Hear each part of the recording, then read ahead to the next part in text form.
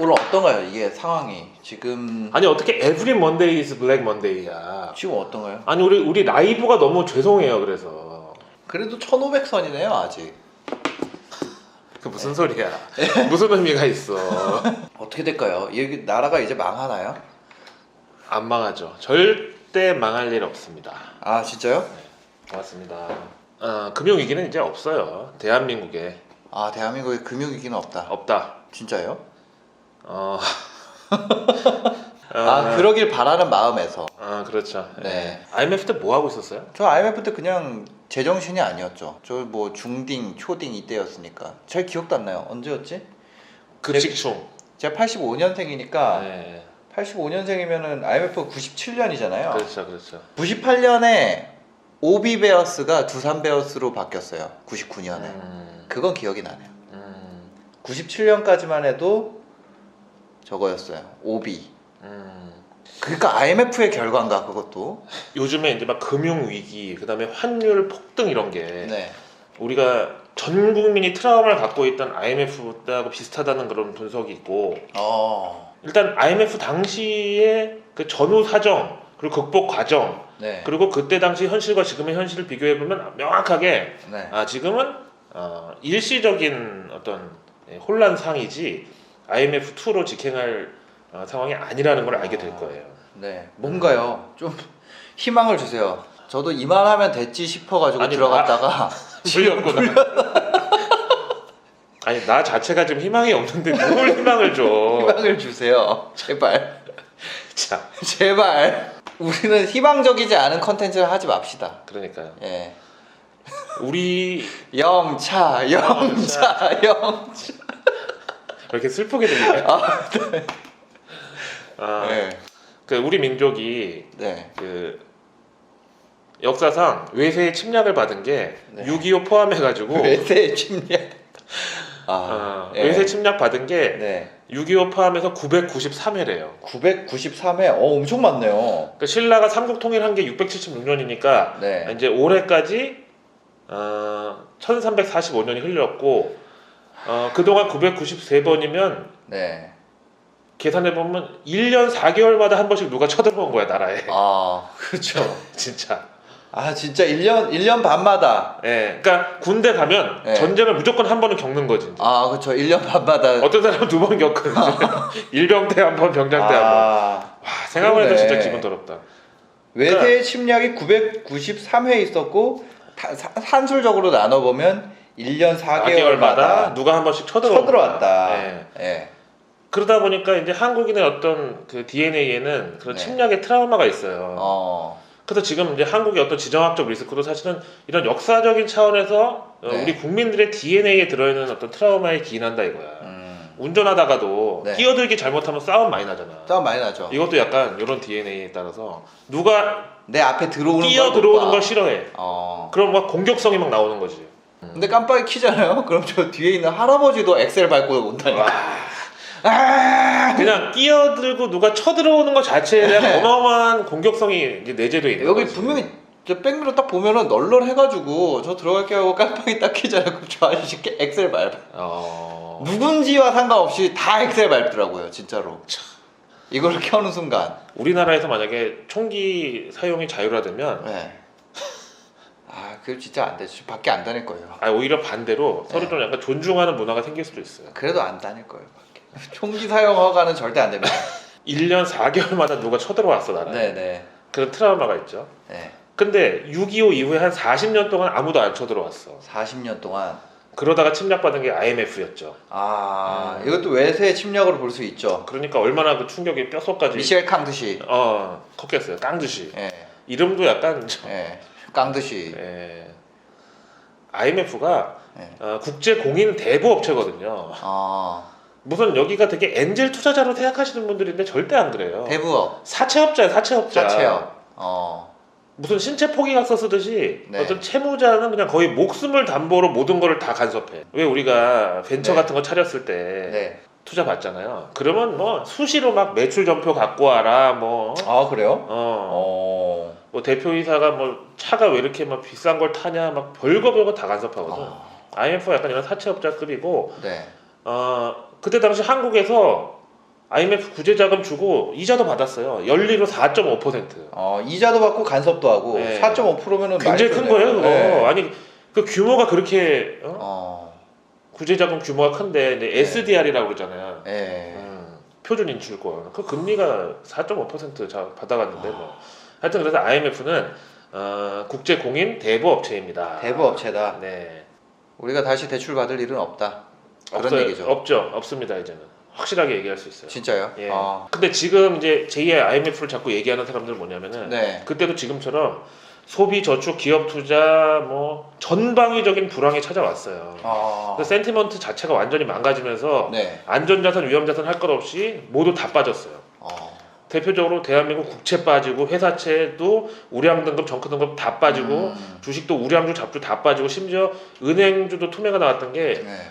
향후 달러 차입금에 대한 문제가 제기가 된 거죠. 그리고 또 한 가지가 정치적으로는 한일 관계가 그때 사상 최악이었어요.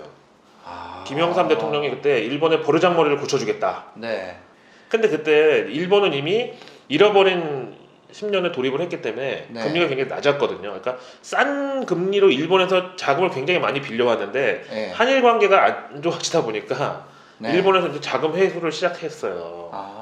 그러면서 외환 보유고가 급감하기 시작하고 그동안 이제 일본에서 이제 그 야쿠자 머니라고 했던 그게 이제 사나머니요? 예.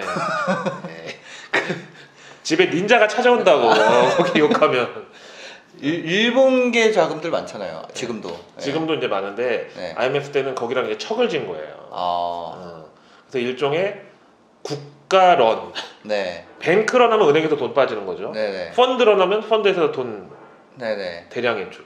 근데 컨트리런, 그러니까 대한민국 자체에서 그냥 한국이라고 묻어 있는 거는 다 버리는 그게 이제 IMF였다는 거죠. 그렇죠. 런이 발생하기 시작했어요. 근데 그때만 해도 일본이 대출 기한 연장해주고 좀 이렇게 우리한테 그때 당시로라도 통화 스와프 같은 거 체결해 줬으면 살 수도 있었는데 네. 한일 관계가 최악이었다 그랬잖아요. 그러니까 일본이 거부했죠.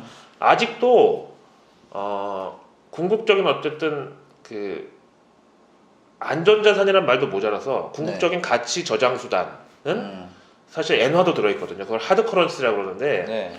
엔화, 달러, 금 뭐 이 정도가 하드 커런시예요. 네. 물론 이제 나중에 대표적인 G18로 알려진 포철의 박태준 회장이 네. 일본하고 이제 그 어쨌든 특사 성격으로 만나가지고 장기채를 단기채로 바꿔주는 차환을 얻어내가지고 위기에서 빨리 벗어났습니다. 네. 지금하고 그때하고 왜 다르냐면은 네. 이것도 어떻게 보면 일종의 아마존 효과라고 부를 수도 있는데 한국은행 보고서에 따르면 인터넷 쇼핑 매출이 1%포인트 증가할 때마다 인플레이션은 0.25%포인트 하락한다는 공식이 있어요. 소매 판매에서 네. 소매 판매에서 인터넷 쇼핑이 1% 증가하면은 인플레가 0.25% 하락한다. 공식이 디플레가 온다는 거죠. 그렇죠. 그래서 오히려 지금 이제 저금리를 가고 그래도 인플레이션 걱정을 당분간 할 필요가 없는 게 네. 바로 이제 이 인터넷 쇼핑이 인플레이션을 억제하는 기능이 있다는 거죠. 누가 제 저서도 사셨다고, 제 책도 사셨다고 채팅방에 올려놓으셨어요. 다오앤나스닥 제대로 읽는 법이요? 네, 다오앤나스닥 제대로 읽는 법. 그거 절판되지 않았어요? 출판사가 망하는 바람에 분서 갱유가 돼가지고 지금 책을 구할 수가 없습니다. 그래서 요즘에 수요가 증가하는 업종은 이제 유일하게 전자상 거래만 잘 되고 지금 유가도 거의 사상 최저자 바닥 네. 수준이잖아요. 그러니까 지금 약간 이제 성장률이 일시적으로 떨어지고 확대 재정 정책, 통화 정책을 써도 경기 자체의 체력에는 이제 크게 무리가 없을 것이다. 잘 아시는 대로 인플레이션은 사람의 혈압과 비슷하잖아요. 네네. 이게 너무 높아도 고혈압이라 좀 다이어트가 필요하고 너무 낮아도 저혈압이라 사실은 이게 뭔가 잘못된 거잖아요. 네네네. 영양분을 계속 공급하는 혈압이 너무 떨어져. 네. 근데 지금은 어쨌든 그 저혈압인 단계에서 계속 버티면서 체력 보강을 할 단계에 대한민국 경제가 들어와 있다. 그래서 지금은 아무리 정부에서 완화적인 그러니까 돈 퍼주기 정책을 써도 인플레이션이 갑자기 올라가는 걱정을 인플레 할 필요는 걱정은 없다. 네. 짐바브웨가 될 일은 없다. 인플레 걱정은 없다. 이게 구조적으로 그렇습니다. 어. 사실 이제 네. 다 지나고 나서 지금 이제 생각해 보면 더 명확한 게 IMF도 그렇고 그때 뭐 우리나라만 그랬던 것도 아니고 이제 아시아 전체적으로 외환 위기가 왔잖아요. 뭐 말레이시아, 태국, 홍콩 다 다쳤는데 네. 그 모든 것이 결국은 미국의 긴축 통화 정책에서 비롯됐다 이거죠. 그때 이제 97년도 1월 달에 미국이 금리 올리기 시작하면서 이게 일종의 채찍 효과로 아시아를 때린 거거든요. 네. 그 왜 재작년에 네. 12월 달에 팽주들 미국에서 다 투매 나오고 막 미국 증시 20% 빠지고 이게 2018년 이제 12월 네. 이게 금리 올릴 때 첫 금리 인상에 네. 따른 어쨌든 이 학습 그죠, 효과로 그죠. 다 그렇게 된 거거든요. 그래서 이제 미국이 0.25% 포인트 금리를 올리면 이제 이게 일종의 채찍 효과라 그래가지고 신흥국에는 이만큼 1% 이상 금리 올린 긴축의 효과가 나타나는 거죠. 네네 그죠. 채찍 효과라는 게 원래 그 P&G 마케팅에서 네. 만들어낸 이론인데 채찍으로 때린다고 해서 이제 채찍 효과고 그 채찍이 뭐 이렇게 뭐 말 때리는 막 이런 게 아니라 긴 거. 중국 기계단에서 쓰는 거 있죠. 겁나 긴 거. 몇백 미터는 약간 그렇고 몇 미터짜리 가죽으로. 네. 근데 여기서 요만큼만 흔들어도 이게 가면서 저 끝에는 이만큼 무거운 예, 채찍. 무거운 거. 예. 근데 IMF 직전에 대한민국 경제는 단군 이래 최고 호황이라고 네. 끝내줬죠. IMF 직전에 예, 한국 경제는 단군 이래 최고 호황. 95년, 96년 막 이럴 때요. 그렇죠. 94년. 자고 일어나면 모든 게 다 올라요. 집값, 주식값 다 올라. 근데 그런 호경기에서 네. 너무 이제 부채를 우습게 하는 바람에 외화 부채까지도 우습게 알다가 네. 그거를 갚지 못하는 IMF가 왔다. IMF 직전까지 한국 경제 성장률이 7.5%. 중국 느낌이네. 네. IMF 졸업하고 나서는 네. 그만큼까지는 못 돌아갔지만 그래도 4에서 5%까지 회복이 됐죠. 네네네. 그다음에 GDP 대비 부채 비율이 300%에 육박하다가 IMF 이후로 100%로 하락. 지금하고 비교해 보세요. IMF 직전 상황하고 모든 펀더멘탈이 다 달라요. 그러네. 전혀 다릅니다. 그다음에 이제 이번에 그 환율 급등하고 지난주에 힘들었다가 네. 미국하고 통화 스와프 체결했다고 소식 나오면서 네. 금융 시장이 이제 빠르게 안정을 찾았잖아요. 네네. 솔직히 6개월 동안 600억 달러면 뭐 이렇게 아주 충분한 규모는 아닌데 그래도 심리적인 안정제 역할을 했습니다. 네. 그때 당시에는 정치적으로 지금처럼 어떤 분열과 갈등이 없었던 시기였어요. 그럼 더 좋다는 거 아니에요? 지금 더 안 좋다는 거 아니에요? 그런 말은 하지 말자니까요. 그때 당시에 저 지금 엄청 물려 있습니다. 알겠습니다. 돈 잃고 속 좋은 사람 없다. 볼펜을 던질만 하네. 지금 같은 이런 상황에서 솔직히 금모으기 운동 같은 건 일어날 수가 없죠. 네. 지금 그거 하고 있던데 삼성 모으기 운동. 삼성 모으기 운동. 네. 동학 개미 운동. 영차 이거 하고 있. 동학 개미 운동은 저도 솔직히 걱정돼요. 저도 동학 개미 중에 한 마리입니다. 대한민국에서 네. 무슨 난 일어나가지고 성공한 사례를 못 봤어 나는. 망이망소이하고 신돌석 다 처형당했잖아요. 3일 천하 이목균. 네. 근데 어쨌든 그거는 뭐 미국도 일본도 뭐 지금하고 뭐 네. 비슷하게 뭐 갈등이 많은 시대에 살고 있긴 한데 어쨌든 IMF 전후에 30대 대기업 중에 16개가 망했어요. 절반이 넘게 망했어. 대기업 30개 중에 반 넘게 망했다. 16개가 망했습니다. 네. 그 다음에 금융권은 더 심했는데 네. 26개 주요 은행 중에서 네. 16군데가 망하거나 문을 닫거나 다른 데 흡수됐어요. 네네네. 근데도 불구하고 우리 국민들이 얼마나 착하냐면 네. 누구도 서로를 원망하지를 않았어. 지금 같았으면 막 아니 은행 26개 중에 16개가 문 닫았어. 네, 그 네. 피해를 물론 기업들도 봤지만 네. 기업은 파산하면 그만이잖아요. 네. 근데 그 개인들은 생돈 맡겨놔도 다 떼였단 말이야. 근데도 그렇게 막 그 폭동이 일어나거나 이러진 않았어. 그때 그거잖아요. 그때 뭐 헤어컷 유럽 쪽에서 그거 한다고 난리 났었는데. 난리 났었죠. 근데 그런 게 없었다는 거 아니에요? 그런 저항 없이. 난리가 없었어요 그냥. 헤어컷을 당했어. 그래서 그때 유행했던 말이 조상제한서가 무덤으로 들어갔다 이건데. 조상제한서가 뭐예요? 조은행, 상업은행, 제일은행, 한일은행, 서울은행. 네. 그 다음에 10가구 중 4가구가 대한민국에서 네. 재정적으로 부도가 났어요. 아버지가 직장에서 실직을 했거나 네. 자영업하다가 문 닫거나 이런 식으로 40%가 40%가 파산하고 그 IMF라는 게 저거는 진짜 어마어마한 상황이네요. 그러니까 그래 지금하고 비교할 수가 없는 거죠. 2008년 위기 때랑도 비교가 안 되는. 당연하죠. 예. 주가 지수만 지금 저렇게 급락한 게 비슷하다고 자꾸 이제 제2의 IMF 이런 거 갖다 꺼내는데. 근데 이제 지금 사실 실무 경제도 많이 망가지고 있는 건 사실이긴 한데 이거는 뚜렷한 어떤 코로나 19라는 요인이 있잖아요 지금. 뭐 이게 백신이 개발되든지 아니면 날씨가 따뜻해지면서 자연적으로 이제. 그리고 요즘에 분위기가 우리나라만 좋아지는 것 같아요. 그거 그 네이버에서 코로나 현황 아침마다 쳐보거든요. 근데 보면은 우리나라랑 중국이 오히려 지금은 괜찮고 다른 나라들이 뭐 계속 막 그러고 있어가지고 만약에 이 위기가 지나가고 난다면 가장 먼저 반등하는 건 역시 우리나라 대한민국이 아닐까. 펄럭. 여튼 그 다음에 IMF랑은 다르다. 그때랑은 다릅니다. 물론 이제 지금도 지금 1분기 기업 실적들 엉망일 거거든요. 그렇겠죠. 그 다음에 지금 회사채 시장이 돈맥 경화가 또 오면서 기업들이 자금 조달에 난항을 겪고 있습니다. 하지만 이거 어쨌든 외세의 침략이든지 외부에서 공격받은 게 아니라 지금 전 세계 다 마찬가지고 코로나 19의 어떤 영향권에 들어있다. 태풍이 오잖아요. 우리나라는 솔직히 뭐 산도 많고 막 이래서 태풍이 와도 그렇게 막 도시 하나가 막 싹쓸이되고 이런 일 없지만 일본이나 미국 같은 데 보면 완전 그 토네이도 뭐 이런 거 한번 오면은 막 동네 가게 문 닫고 사람들 다 집 밖에 안 나가고 이런다고. 그러니까 지금 이제 그런 태풍이 온 건데 태풍이 그렇다고 뭐 몇 년 가는 태풍이 어디 있어요. 그런 큰 부정적 에너지를 가진 어떤 대상들은 듀레이션이 또 짧습니다. 그리고 우리의 길리어드 사이언스가 있잖아요. 길리어드 사이언스. 예전에 그거 타미플루 만들었던데. 타미플루 만들었다. 어쨌든 그래서 그때 IMF 겪은 다음에 우리나라는 다시 질적 양적 성장을 하게 이르렀죠. 사실은 1년 8개월이면 길다면 길고 짧다면 짧은 시간인데 이 IMF 시기 동안 전 국민이 거의 죄인의 자세로 아니 멀쩡히 것도 없는데 멀쩡히 다니던 직장 어느 날 갑자기 문 닫고 잘렸어. 퇴직금은커녕 뭐 월급도 못 받고 밀린 상태로 잘렸어. 근데 내가 잘못했습니다.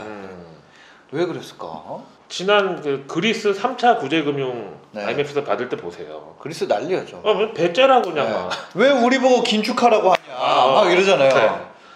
우리는 그런 패기가 없었어. 아휴 죄송합니다. 그리스 깃발 들고 막. 왜 긴축을 왜 하냐. 그러니까 IMF에서 그때 어떻게 했어요? IMF도 국제 대부업체인데 만만치 않잖아. 파르테논 신전에다가 차 붙인다고 그랬잖아. 라가르드. 그렇죠. 그 얼굴 까만 언니 백발에. 약간 강경화 외국 버전. 그렇죠.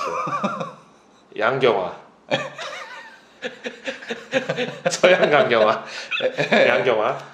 근데 그분이 딱 외모에서 벌써부터 이제 약간 남녀 평등주의자 이런 느낌이잖아요. 근데 그분이 한번 말실수 크게 했는데 뭐라 그랬어요? 양경화라 그랬어요. 리만 브라더스 파산했을 때 이름이 리만 브라더스에서 파산한 것이다. 리만 시스터즈였으면 파산을 안 했을 것이다. 그랬을 수 있죠. 갑자기 저는 함부로 의견 안 내요. 환승남.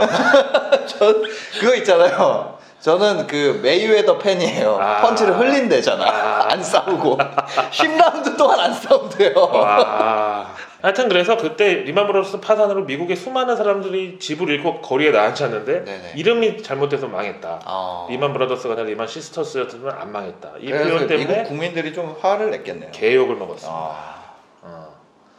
어쨌든 그래서 생각해보면 그때 우리가 너무 고분고분하게 그때 생각해보면 진짜 억울한 게 한두 가지가 아닌 게 진짜 부채 비율 좀 높다고 기술력 있고 진짜 R&D 확실한 그런 회사들이 엄청 많이 외국계로 넘어갔고요. 그때 어떤 회사들이 있었나요? 그때 이제 뭐 망한 회사들 이제 대우 같은 경우도 알짜 대우 계열사까지 다 어쨌든 통으로 넘어갔고 외국계 한국 지사들이 엄청 많이 이제 들어왔는데 누가 생각해도 IMF 위기가 나온 나라에 왜 저렇게 외국계 금융사들 들어오나 했지만 결국은 이제 반값 쇼핑을 하러 반값 통닭처럼 아마존 아이디 만드는 것처럼 그렇죠. 한국에다가 이제 로그인했구나. 로그인했죠. 그래서 스타타워 지금의 그 GFC 강남 파이낸스 센터 그다음에 지금 반얀트리로 바뀐 타워 호텔 이런 거 다 반값에 얘네들이 쓸어갔어. 그래서 보통 도이체뱅크, 크레딧 스위스 막 한국에 그동안 별로 관심 없던 이런 유럽계도 네네. 다 한국 들어가서 부동산을 다 쓸어갔다고요. 그래서 그때 한번 그 맛을 본 사람들이 네. 어디 이제 뭐 피그스 국가 유럽의 재정 위기, 네. 포르투갈, 뭐 이탈리아, 그리스, 네. 스페인 이런 데도 하여튼 IMF 숫자만 나오면 거기 무조건 들어가가지고 싹쓸이를 한다잖아. 한국에서 맛본 것 때문에. 그 화폐 전쟁 책에 나오는 양털깎기가 이제 요 한국의 IMF 사태를 크게 대변한다고 이제 소문이 났었는데 네. 그 화폐 전쟁 저자가 손흥빈이잖아요. 이 사람이 한국의 IMF 사태가 바로 유태인의 전형적인 양털깎기 사례다라고 설명을 했어요. 그래서 당시 이제 외국계 한머니들이 네. 막 그 부실 기업 그 지정 청산 과정을 막 그냥 막 웃으면서 지켜보고 있는 거야. 그래서 그 한국 정부에서 부실 기업, 퇴출 기업 명단 이제 발표할 때 거의 막 애기가 돌잡이 하는 것처럼 막 어떤 거 짚을까 그러면 사람들이 와 막 하다가 이거 하면은 와 끝나고 나서 그거 이제 싼값에 훌쳐가고 이제 그랬어요. 진짜 같아. 그게 무슨 청약시장 당첨 기다리는 것처럼. 그렇죠. 예. 뭐 크레딧 스위스랑 뭐 이런 외국 계좌분들이 쭉 줄 서 있다가 자 이번에 너네 차례야 이런 식으로 그럼 다 같이 이렇게 와 지켜보는 거야. 네. 그러면 이제 그 공무원이 막 그 애기가 돌잡이 하듯이 그냥 아무거나 랜덤으로 그냥 한보 막 그렇게 뭐 대우 하면 막 와 잘했어 막 이러고 이제 그걸 쓸어간 거지. 아니 근데 개인들도 그런 기회가 있었던 게 그때 이제 IMF 직후에 98년도 말에 압구정 구현대 그 34평 1억 7천. 압구정 현대. 구현대. 그다음에 반포 미도가 1억 4천. 1억 4천. 지금은 30평대가 구현대 34평이 지금 한 24억 하나? 그다음 반포 미도는 지금 이제 저거를 바뀌었죠. 아크로 아리팍. 아크로 리버파크 말고 그 산풍 옆에 새로. 그게 이제 한 아크로비스타. 아크로비스타. 그게 이제 30평대가 한 22억 뭐 이렇게 한다니까. 1억 4천이 22억. 아크로비스타 사우나에 새벽 1시에 귀신 나온다고. 싸게 살려고 지금. 아니야. 공작하는 거 같아. 아니야. 싸게 살려고. 제 친구가 거기 살거든요. 일단 1996년도에 김영삼 정부가 들어서자마자 근데 특별히 뭐 김영삼 대통령이 취임 이후에 한 것도 그닥 없었는데 국민소득 1만 달러 시대를 열었다 하고 막 대대적으로 언론에 내세웠어요. 그때 당시 저환율 정책을 썼잖아요. 왜냐면 IMF 전에 우리나라가 저는 잘 몰라요. 저환율 정책이라는 게 뭔가요? 고정환율제였거든요. 우리나라 그때 당시에. 그러니까 이제 사실은 원화 가치가 실제보다 많이 부풀려져 있는데도 불구하고 그때 당시 뭐 800원, 900원이었는데 그거보다 좀 올라갔으면 원화 가치가 내려가고 달러 가치가 또 올라갔으면 국민소득이 1만 달러가 안 될 수도 있었는데 국민소득 1만 달러를 맞추려고 이제 환율을 저환율을 유지했다고. 원화 강세를 용인했다고. 그리고 이제 그때 당시에 시중은행 금리가 20%. 금리가 20%라는 거잖아요. 2년 묶어놓으면 50%를 준다는 조건도 있고 그랬어요. 하인리히의 법칙 아시죠? 하인리히의 법칙. 1대 29대 300인가? 그러니까 한 번에 엄청난 어떤 사건이 발생하려면 29번의 어떤 유의미한 징조, 300번의 우연처럼 보이는 이게 있다는 겁니다. 문민정부가 경제 성과는 군사 독재 시절보다 못하네 이런 소리를 듣기가 싫어가지고 경기 둔화에 막 시그널이 하인리히의 법칙처럼 막 300번 나올 때까지 다 무시하고 또 그리고 특히 지난 뭐 2008년 금융위기 때도 오바마 대통령이 이걸 또 지켰었고 우리나라도 마찬가지였지만 이렇게 경기나 경제에 어떤 안 좋은 충격이 올 때 오히려 경제 수장을 지켜줘서 시장에 신뢰의 메시지를 줘야 되잖아요.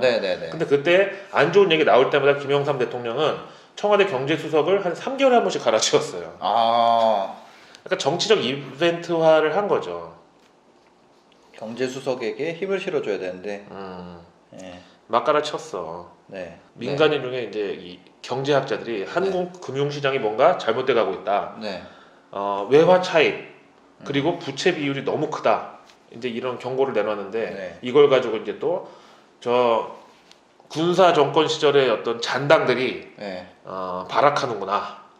이렇게 이거를 아예 그냥 곡해해 버린 거죠. 그러면서 IMF가 오게 됐어요. 김영삼 정부는 민주화의 승리 뭐 이런 차원에서 일종의 네. 치적을 쌓기 위해서 네. 그때 당시에 경제개발기구 OECD 가입을 서두르면서 결국은 OECD 가입을 하긴 했는데 네. 그때 그 조건이 한국의 자본시장을 개방하라 이거였거든요. 네. 그래서 그럼 알겠다. 자본시장을 이제 일부 이제 개방을 하기 시작했는데 네. 그때 이제 금융기관들이 외화 단기 외채를 네. 거의 배고픈 사람이 허겁지겁 밥 먹듯이 그냥 왕창 차입해가지고 또 단기 채권으로 이제 자금 땡겨서 네. 장기채로 바꿔서 기업에 대출하면서 금리는 높게 받는. 네. 네. 그래서 이제 그 짓거리를 또 하다가 네. 어떤 도매상 역할을 했고 그걸 받아먹고 30대 대기업 집단의 부채 비율이 400%까지 비대한 돼지가 돼버렸어요. 부채 비율이. 네. IMF 때 퇴출된 대우, 한보, 진로, 뭐 기아차 이런 거는 부채 네. 비율이 500%가 넘었어요. 지금으로서 상상할 수 없는 일이야. 그러니까 기업 총자산이 10억이면 네. 자기 돈은 한 2억 정도 있다는 거죠. 그렇죠. 예. 그래도 400%예요. 1억 있네 그럼. 예. 1억 있으면은 900%고. 뭐 1억 얼마 있는 거죠. 그렇죠. 1억 얼마 가지고 10억짜리 플레이를 한다는 거죠. 그렇죠. 여러분 네. 지금은요. 솔직히 회사채 시장은 어쨌든 자금 조달 시장에 일시적으로 경색이 왔지만 네. 저렇게 막 몸무게 막 400kg짜리 막 이런 답 없는 그런 돼지가 아니고요.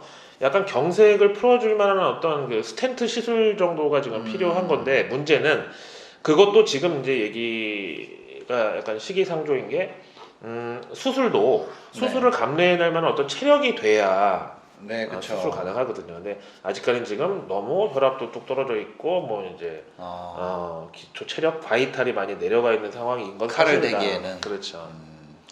그때 당시 이제 김대중 정부가 IMF 위기로 이제 경제가 파탄나다 보니까 네. 한국 경제의 새로운 성장 동력으로 IT 산업을 적극 육성하겠다.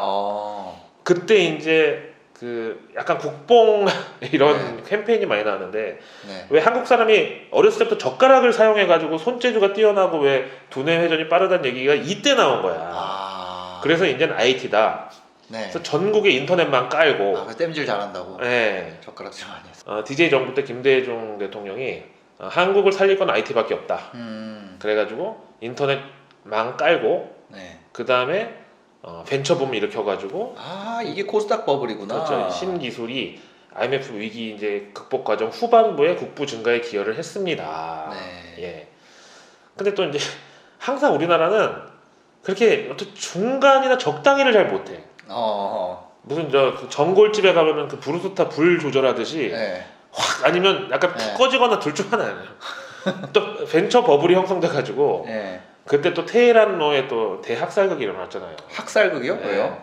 안양에 있는 서울구치소에 뭐 한 방에 수용 인원이 5명이면 한 15명이 들어갔대. 3배로. 왜요?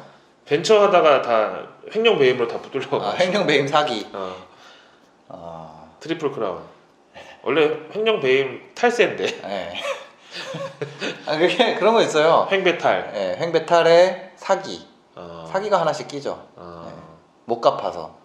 그렇죠. 횡배탈까지 갔으면 사기야 뭐 어떻게든지 뭐 입증되겠지. 거기다 카드 사태 나면서 신용불량의 무대기로 이제 횡배탈 신용불량. 그때부터 이제 그런 얘기 나온 거죠. 사업하지 마라. 그렇죠. 사업하면은 된다. 폐가 망신한다. 사업하면은 조된다. 세된다. 그러면서 떠오른 게 노량진이야. 역시 공무원 최고 이거야. 뭔가 그런 게 느껴지네요. 역사는 반복된다. 최근에 이제 그 크립토커런시 하는 횡배탈 업체들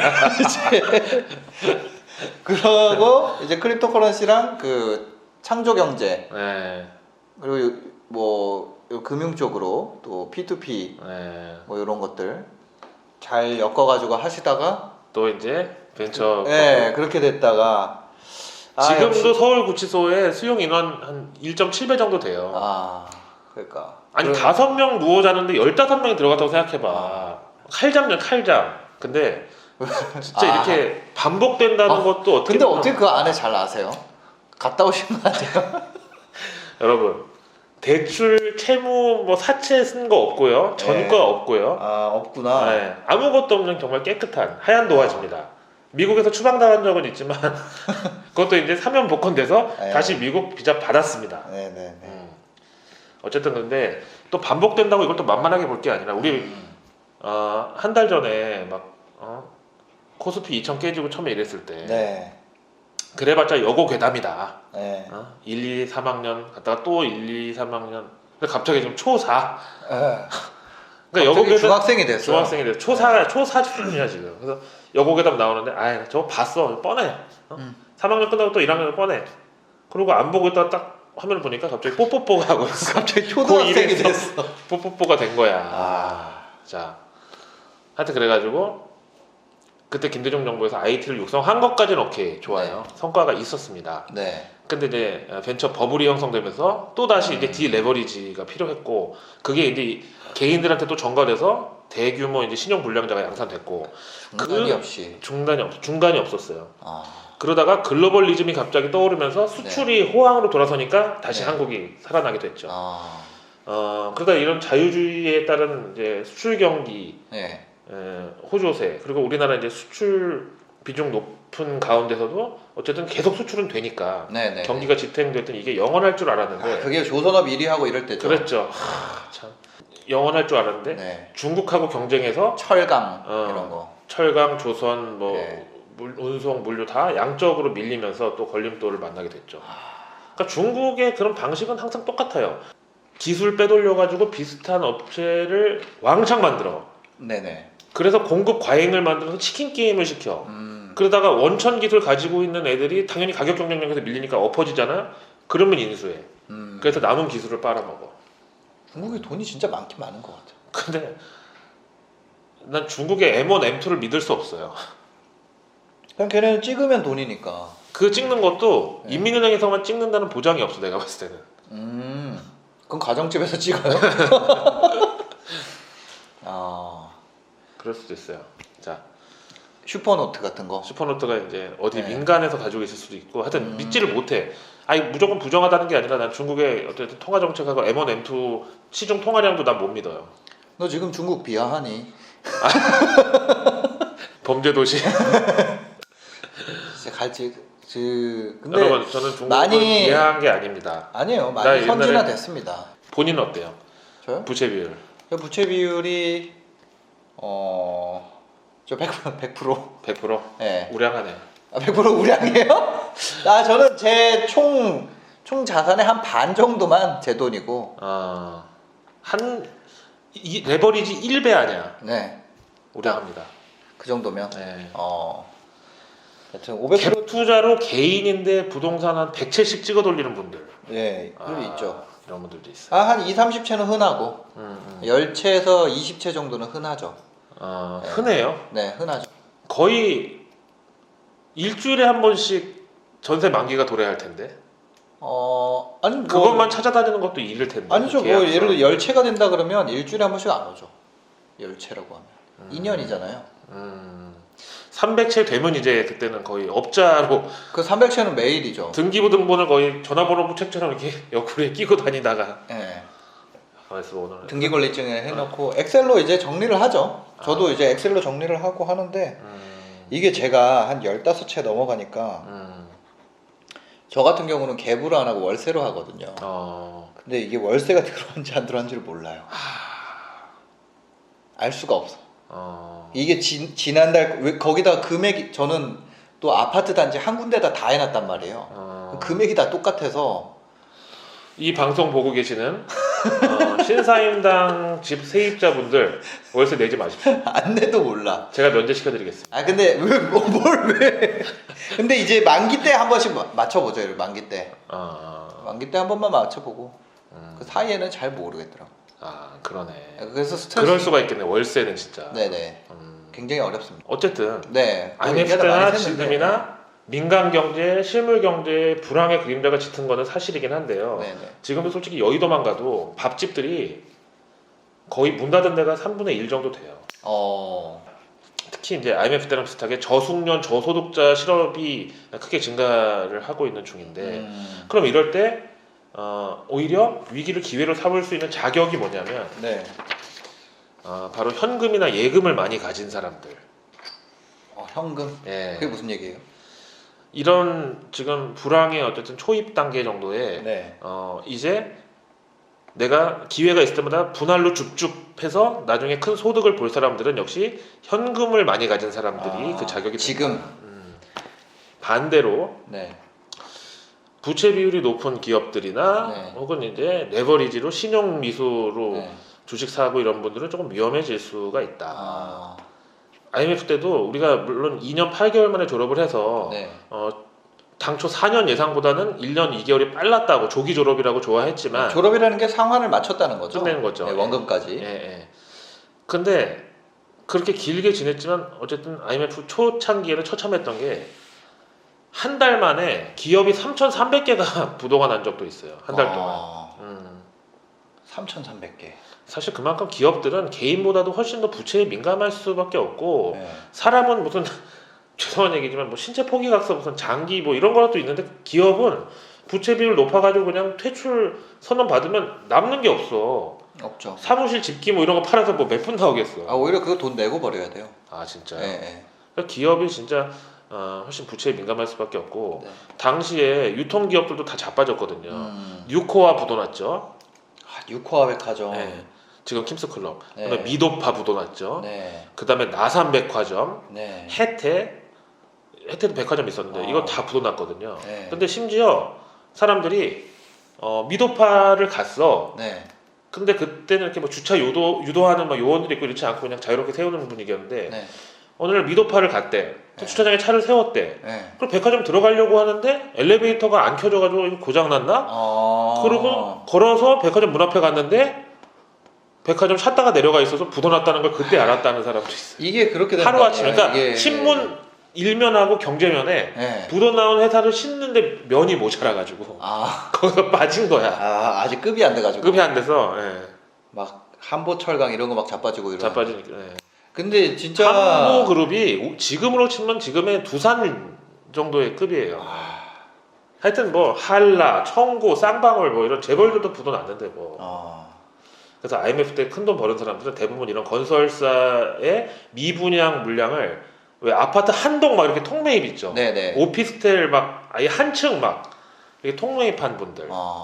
그다음에 부실이 심한 건설사들을 인수한 지방의 그 현금 많은 전문 건설사들 이런 데가 이제 나중에 큰 돈을 이런 거를 부채를 안 끼고 현금으로 매입한 분들이겠죠. 현금으로요. 네. 이때 막 또 이 상황에서 레버리지를 끌어가지고 또 매입한 사람들은 없었겠죠. 사채업자들은 가능했어요. 명동 사채업자들은 어차피 지금 기업이 도산해가지고 네. 사채 이자 못 받으니까 이런 걸로 사채 이자만큼 벌 수 있으면 들어가자 해가지고. 근데 사채 이자만큼 내고도 벌 만큼 충분히 소득이 나왔죠. 당시 이제 뭐 파산했던 기업들 얘기했던 한보나 대우 같은 데 있는데 네. 일단 한보그룹 같은 경우에 보면 지금의 이제 두산그룹 정도의 위상이라고 했잖아요. 네. IMF 사태 전에 제일 먼저 일종의 복선처럼 부도가 났는데 이게 이제 한보 사태라고 나중에 이름 붙여진 이유가 뭐냐면은 부도 난 다음에 조사를 해보니까 정경 유착이 아니라 백화점이었어. 당시에 한보가 쓰러진 결정적인 원인이 당전 제철소 프로젝트였거든요. 당진 아니에요? 당진. 네. 충남 당진의 네. 당진 제철소 프로젝트였는데 네네. 이게 이제 담보 성격으로 들어갈 게 수서지구 택지 예정 지구였거든요. 네네. 근데 그게 한보에서 개발하려고 했던 게 무산됐어. 이것도 이제 딱지를 서울시에서 무리하게 이제 몰아줬는데 그게 또 비리로 걸렸어. 그래서 결국은 1조 1,800억 원을 한보에서 조달한다고 했는데 네. 그냥 한보에서는 거의 안 내고 은행에서만 5조 7천억을 땡겼어. 총 금액이 얼마였는데요? 총 금액이 5조 7천억인데 총 금액이 다 은행에서 그냥 땡겨버렸어요. 한보 대단하다. 그럼 이거는 자기 자본이 안 들어가고 한 거잖아요. 네. 무자본 M&A 같은 거죠. 무자본 거의 사업 확충을 했죠. 네. 그래서 이제 그때 당시에 김현철이라고 그 김영삼 대통령 이제 둘째 아들 네. 김현철 씨 잡혔고 정관계 금융권 인사 다 구속되고 정태수 회장은 징역 15년 받았는데 해외로 튀었다가 얼마 전에 뭐 해외에서 사망했다고 아들이 전해왔죠. 그래서 당진 현대제철 지금 들어가 있잖아요. 맞습니다. 그다음에 대우그룹 참 김우중 회장이 최근에 돌아가셨는데 대우는 비록 해체됐지만 대우정신 그다음에 그때 당시 대우 어떤 그 부도 과정에 대해서는 재평가가 필요하다 이런 이제 일종의 팬들이 많은 회사죠. 그런 분들도 있더라고요. 근데 또 반대로 대우가 굉장히 그 방만 경영의 상징이다 이렇게 말하시는 분들도 있고. 그렇죠. 거기다가 회생 기회를 몇 번 줬는데 네. 비협조적이었대요. 그래서 약간 손봐주기식으로 네. 몰고 갔다는 얘기도 있고. IMF 직전까지 대우가 재계 순위 2위. 재계 2위였어요? 삼성 다음 대우였어요. 아 여기 엄청 큰 기업이었구나. 그랬죠. 대우 위니아 이런 거는 거의 지금 약간 중국산 느낌인데. 근데도 그 불구하고 중국 거에 들어오는 저가 전자제품이랑 DE라고 써 있잖아요. 대우 일렉트릭 뭐 이런 거. 그때 당시에 그 대우전자 사장 배순훈 씨가 네. 뭐 탱크주의 뭐 이런 탱크주의. 네. 그 뉴스에서 본 것 같아요. 대한민국의 기존 그 아까 얘기한 트라우마가 있고 침략의 DNA를 갖고 있는 그런 DNA에서 나올 수 없는 어떤 유전자를 대우라는 그 기업체 이 생물인데 가지고 있었다는 거죠. 그래서 IMF 직전까지 재계 순위 2위였는데 그러다가 네. IMF 터지고 99년 8월에 워크아웃 선언을 하면서 이제 결국은 그룹이 해체가 됐는데 네. 당시 총 부채가 89조 원이었어요. 89조. 당시 89조. 당시 대한민국 국가 예산이 84조. 그러니까 지금으로 치면 한 580조 정도가 부도가 난 거야. 그러니까 한 나라에 그 우리나라 국가 예산만큼 부채가 있었다는 거 아니에요? 그렇죠. 예, 예. 지금 99년도에. 예. 부채 비율 줄여라. 예.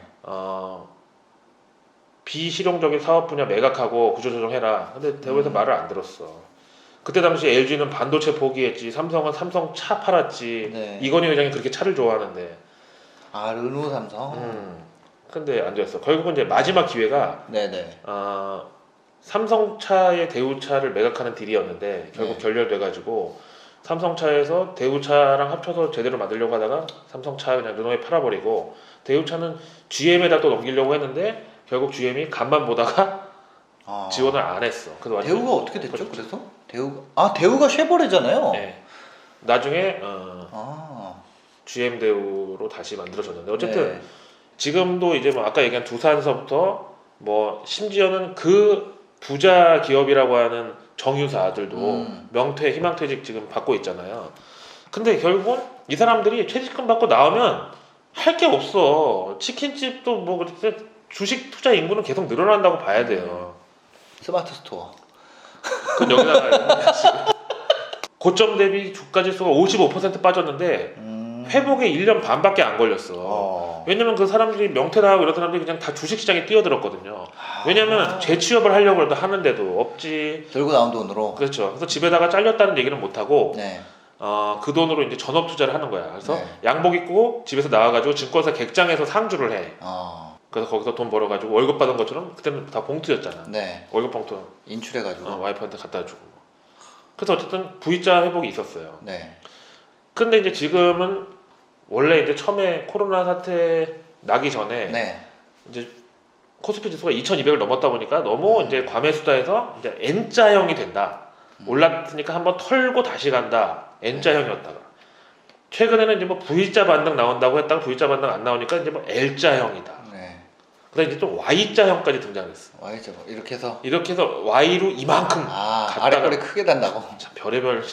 이러다가 무슨 형이면 어때요? 이러다가 상형 문자까지 나오겠어요. 근데 무슨 형이든 그거 아랍어 문자까지 나오고 아랍어 문자 막 돼지꼬리 막 네. 3개 막 이런 거 있잖아. 뭐 U자건 Y자건 V자건 뭐 W건 결국에는 끝에는 다 올라가 있잖아요. 네. N자형 불황도 있는데. N자형 불황 그건 내려가는 거네. 네. 근데 지금 저는 그렇게 생각해요. 제가 지금 한 반을 샀거든요. 예. 50%를. 저는 지금 1,400포인트 때 그냥 반 사고 1,000포인트 되면 반 더 사고 2,000포인트 돼도 그래도 반이라도 먹었다 이렇게 하고 바이너리 옵션처럼 1,000 아니면 2,000 이제 1,400에 딱 반 들어가서 네. 마이크 타이슨의 그 격언이 생각나네. 얘기하지 마세요. 누구나 다 저마다의 계획이 있다. 나한테 맞기 전까지. 난 1,000에서 더 터지면은 나는 방법이 없어요. 1,000 터지면 네. 너도 없어. 그죠. 어차피 근데 당시에 이제 미국의 연준 의장은 그린스판이었거든요. 그린스판이 마에스트로. 예, 마에스트로. 네. 그린스판이에요. PA 피터팬 할 때 판이야. 네. 메뉴판 할 때 판. 네. 그래서 그린스판이 한국 IMF 사태에 대해서 네. 이렇게 얘기했어요. 외환 보유고를 가지고 네. 보유가 아닌 운용을 했다. 이게 IMF의 원인이었다. 한국에서 외환 보유고 양도 적은데 이거를 포지션을 취하고 있었구나. 네, 이거를 시중은행에서 빌려줬다는 거야. 그래서 시중은행은 이걸 또 돌렸어 기업한테. 네. 그래서 빨리 외환 보유고를 확보해가지고 불을 꺼야 될 때 썼어 돈이. 그러니까 외환 보유고가 필요한 순간이 외국인이 기업에게 들어갔던 돈을 이제 쫙 빼가면 한국 그 은행에서 채워줘야 되는데 그렇죠. 네. 이미 여기서 이거 가지고 운영을 하고 있으니까 이거 빼가면 나라에 달라 그래도 그거 다 줬잖아 이렇게 그렇지. 되는. 네. 비상자금이 아니라 그렇지. 상시 운용자금으로 쓰고 있었구나. 이제 와이프한테 네. 이제 돈을 주면서 이거는 너 비상금으로 갖고 있어라. 네. 그랬어. 알겠어. 이건 절대 쓰지 마. 무조건 네. 통장에 넣어둬. 알겠어. 근데 그 비상금으로 와이프가 처제한테 이제 네. 빌려줬어. 처제가 그걸로 일수를 돌렸어. 네. 그러다 어느 날 경기가 안 좋아져서 일수가 회수가 안 되는 거야. 네. 그래가지고 와이프한테 상환 요구하니까 처제한테 상환 요구하고 네. 하니까 없어 하다가 여기서 네. 이제 어디 갔어? 다 없어. 이렇게 네. 되는 거지. 그렇죠. 누가 특별히 뭐 띵겨 먹은 사람은 없는데 네. 하여튼 회수하려고 보니까 돈이 없었던 상황. 네. 근데 지금의 어떤 외환 보유고는 무조건 달러로 보유하고 있고 그다음에 현물 금으로도 보관하고 있어요. 네네. 근데 그게 이제 영국의 영란은행 지하 창고에 있어요. 어마어마한 보관료를 내면서도 유지를 꼭 하고 있습니다. 네. 결혼하고 출산율도 더 떨어지겠죠. 더 떨어지겠죠. 아무래도 만나질 못하니까. 네. 만지지도 못하고. 소개팅이 취미인 저만 해도 네. 지금 벌써 한 달째 소개팅은 선을 안 보고 있거든요. 네네. 그러다 보면 이제 생산 가능 인구가 이미 정점에 달해서 떨어지고 있는 한국 경제는 L자형으로 조금 전개될 가능성이 크다. 남녀 상열지사도 가급적 피하게 된다. 네네. 하지만 또 어떤 작용이 있으면 반작용이 있는 것처럼 오히려 이렇게 위생 환경이 철저해지고 불확실성이 커진 만큼 반대의 역작용이 일어날 수가 있다. 이럴수록 정말 더 막 어떤 생명의 위협을 느끼고 이럴수록 더 이제 번식의 욕구가 커지는 것처럼 그럴 수 있다는 거죠. 왜 옛날 드라마 그 여명의 눈동자에 보면 남녀 주인공이 그래서 이 전염병의 창궐로 인해서 출산율이 올라갈 수도 있다고요? 올라가지까지는 않아도 네네. 약간 출산율을 지금 계속 감소하다가 증가하는 반전을 맞을 계기가 될 수도 있다고. 예전에 여명의 눈동자 드라마에서 남녀가 철조망을 사이에 두고 막 가슴 아픈 이별을 해요. 근데 그러고 났는데 그 여성이 임신한 걸 알게 돼. 6.25 전쟁통에. 그래서 하여튼 전개되는 얘기인데 아니 어떻게 몰라요. 여명의 눈동자. 어떻게 철조망 사이에 두고 남녀가 막 그 뽀뽀 정도는 화면이 나왔거든요. 근데 그러고 나서 어떻게 임신을 했을까? 그러니까 전쟁통에 애가 많이 태어나는 것도 그런 비슷한 거거든요. 그리고 기찻길 옆에 사는 집이 애가 많은 것도 역시. 밤에 자꾸 자다 깨는데 이제 그게 어떤 그 긴박한 상황에서는 더 욕구가 커질 수 있다. 그래서 랜선 연애 그런 소개 플랫폼 이런 게 좀 유행할 수도 있고 그다음에 뉴미디어 유튜브도 마찬가지죠. 스카이러브하고 채팅방. 세이클럽 한때 그 시니어 전용 미팅 어플이 떴었거든요. 미국 유럽에서. 근데 우리나라는 아직까지 남사스럽다 뭐 이제 해가지고 그냥 불륜산악회만 유일하게 이제 인기인데 그래서 어쨌든 그런 소개 어플 우리나라도 있어요. 이거 있긴 시니어 있는데. 전용 있어요. 그 뭐야 이름 뭐였지? 밴드. 이제 마스크가 거의 생필품으로 자리 잡았잖아요. 그러면서 미용, 성형, 패션 이런 트렌드에도 변화가 있을 수 있다. 이를테면 마스크하고 어울리는 흑백 패션이라든지 컬러풀한 거 말고 아니면 이제 뭐 충치 때문에 치과를 가도 교정은 안 받는다든지 어차피 마스크 끼니까 어차피 근데 가리고 다니니까 눈 화장이 더 화려해질 수도 있겠네요. 그리고 립스틱은 좀 더 적게 팔린다든지 그런 변화가 있을 수 이거는 좀 민감하게 지켜봐야 되고 어떻다라고 딱 그 단정을 내리기에는 조금 지켜봅시다. 패션에 대한 것만큼은 알겠습니다. 이렇게 마무리를 하면 될 것 같습니다. 고맙습니다. 네, 감사합니다. 여기 보고 인사 한번 해야죠. 네, 긴 영상 봐주셔서 감사하고요. 행복한 하루 되시기 바랍니다. 고맙습니다. 네, 감사합니다.